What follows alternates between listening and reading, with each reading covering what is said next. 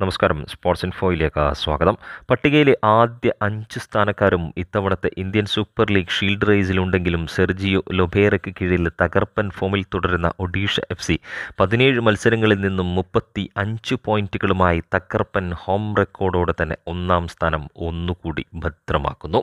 അഹമ്മദ് ജാഹുവിൻ്റെ അഭാവത്തിൽ കഴിഞ്ഞ 2 മത്സരങ്ങളും ഒഡീഷ FCക്ക് സമനിലയിൽ പിരിയേണ്ടി വന്നിരുന്നുവെങ്കിൽ ജാഹുവിൻ്റെ തിരിച്ചുവരവിൽ ഈസ്റ്റ് ബംഗാൾ FCക്കെതിരെ പിറകിൽ നിന്ന ശേഷം വിജയവുമായി തന്നെ തിരികെ കയറുന്നു.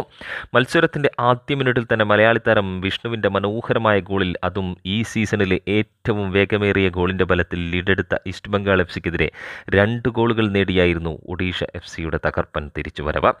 40-ാം മിനിറ്റിൽ ഡിഗോ മൗറീഷ്യോ നേടിയെടുത്ത പെനാൽറ്റിയിലൂടെ മത്സരം സമനിലയിലാക്കിയ ഒഡീഷ FC 61-ാം മിനിറ്റിൽ ജാഹുവിൻ്റെ ബ്രില്യൻ്റ് കോർണറിൽ പ്രിൻസ്റ്റൺ റിബല്ലോ നേടിയ ഗോളിനായിരുന്നു വിജയമുറപ്പിച്ചതും.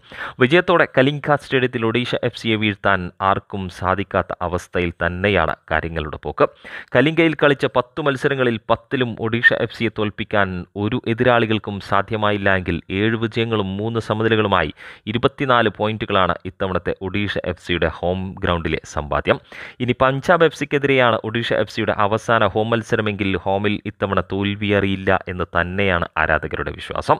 ഇനിയുള്ള 5 മത്സരങ്ങളും വിജയിക്കാനായാൽ ഇത്തവണത്തെ ലീഗ് ഷീൽഡും ഒഡീഷ FCക്ക് തന്നെ സ്വന്തമാവും.